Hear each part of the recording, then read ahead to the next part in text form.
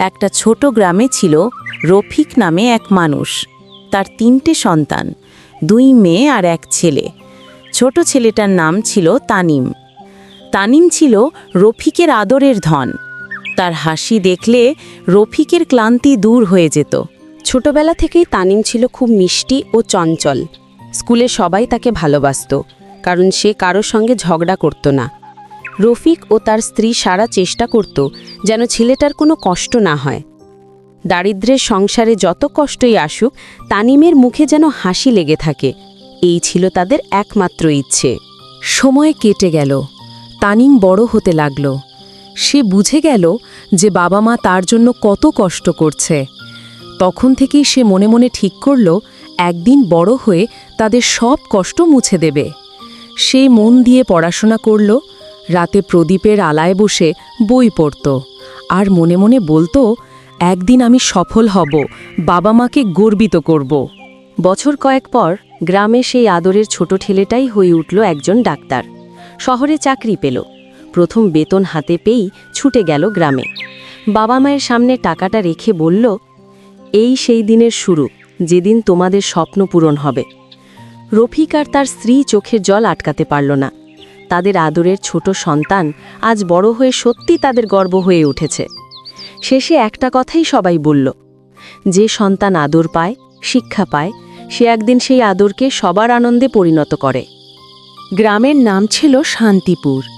সেখানে বাস করত রফিক মিয়া ও তার স্ত্রী হালিমা বেগম। সংসারটা খুব বড় নয়, কিন্তু ভালোবাসায় ভরা। 2 মেয়ে আর 1 ছেলে। সবচেয়ে ছোট ছেলেটির নাম তানিম। তানিম ছিল রফিকের আদরের ধন। সকালে ঘুম থেকে উঠে সে বাবার কাছে দৌড়ে যেত। আব্বা, আজ তুমি আমার সঙ্গে মাঠে যাবে? এই কথা শুনে রফিকের মুখে হাসি ফুটত। সারাদিনের ক্লান্তি যেন মিলিয়ে যেত ছেলেটার একটুখানি হাসিতে। রফিক কৃষক মানুষ। মাঠে কাজ করে যা পেতেন তা দিয়েই সংসার চলত। অনেক সময় ঘরে চাল থাকত না, তবু তানিম যেন কিছু বুঝতে না পারে সেই চেষ্টা করতেন হালিমা। নিজের পাতে না খেয়ে ছেলেকে দিতেন। তুই খা মা, আমি খেয়েছি। তানিম ছোট ছিল, তবু একদিন জিজ্ঞেস করল, আম্মা, তুমি কেন খাও না? হালিমা হাসলেন। আমি খেয়েছি বাবা, তুমি ছোট, তোমার বেশি দরকার।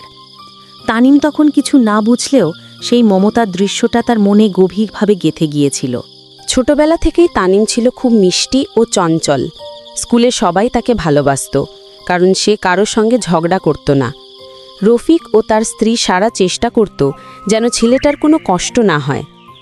দারিদ্র্যের সংসারে যত কষ্টই আসুক, তানিমের মুখে যেন হাসি লেগে থাকে, এই ছিল তাদের একমাত্র ইচ্ছে।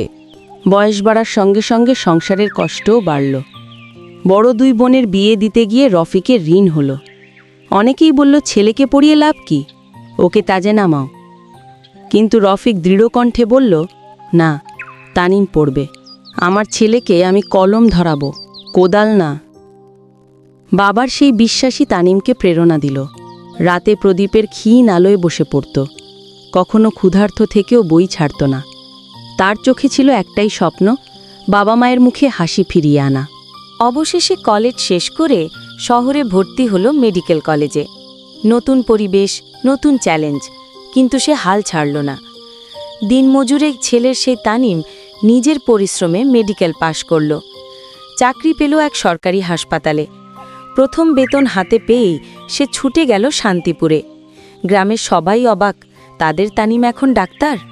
যারা যারা এই পর্যন্ত ভিডিও দেখেছো, সবাই ভিডিওতে লাইক ও সাবস্ক্রাইব